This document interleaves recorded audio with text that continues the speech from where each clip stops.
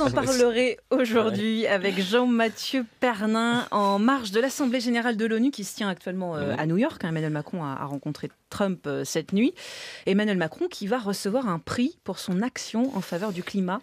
Une récompense très modeste. Très modeste, vous allez comprendre pourquoi, puisqu'il va recevoir la récompense. Il sera officiellement demain champion de la Terre. Voilà, tout simplement. C'est un vrai titre qui lui sera décerné à New York en marge de l'Assemblée générale des Nations Unies au cours du One Planet Summit, deuxième du nom. Alors pourquoi un tel titre ? Eh bien tout simplement parce qu'Emmanuel Macron a organisé le premier One Planet Summit à Paris en décembre 2017, une initiative qui devrait se répéter chaque année. Un sommet en réponse au retrait des États-Unis sur l'accord de Paris sur le climat, où se mélangent politique, ONG, industriels. Et au menu de cette deuxième réunion du genre, faire le point sur les avancées de la première. Alors généralement, quand on en est à organiser un sommet pour parler de ce qu'il y a eu dans le précédent, on n'a plus grand-chose à se dire. Ou alors on est à Radio France parce qu'on aime bien ce genre de réunion. D'ailleurs, cette réunion est déjà en dessous de l'édition parisienne puisque 300 personnalités sont attendues cette année contre 4000 pour l'édition parisienne. À partir de demain soir, Emmanuel Macron sera donc officiellement président de la République française, chanoine de Latran, coprince d'Andorre et champion de la Terre. Alors si avec tout ça, il n'intègre pas les Avengers, ce serait vraiment que les autres vont être pistonnés.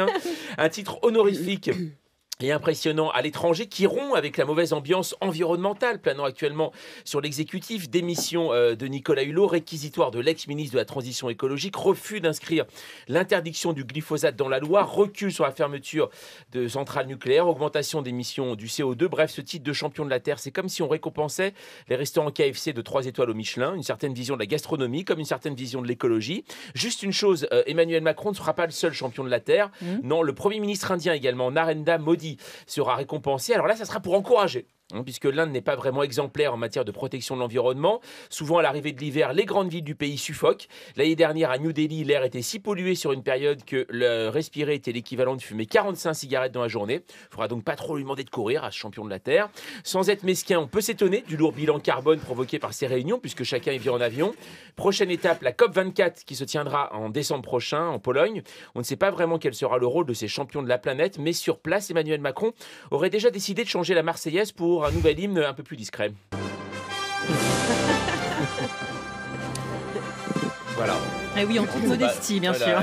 Un avion, un oiseau, non, c'est Capitaine Super Climat, on peut dire ça un peu. Merci beaucoup Jean-Mathieu Pernin.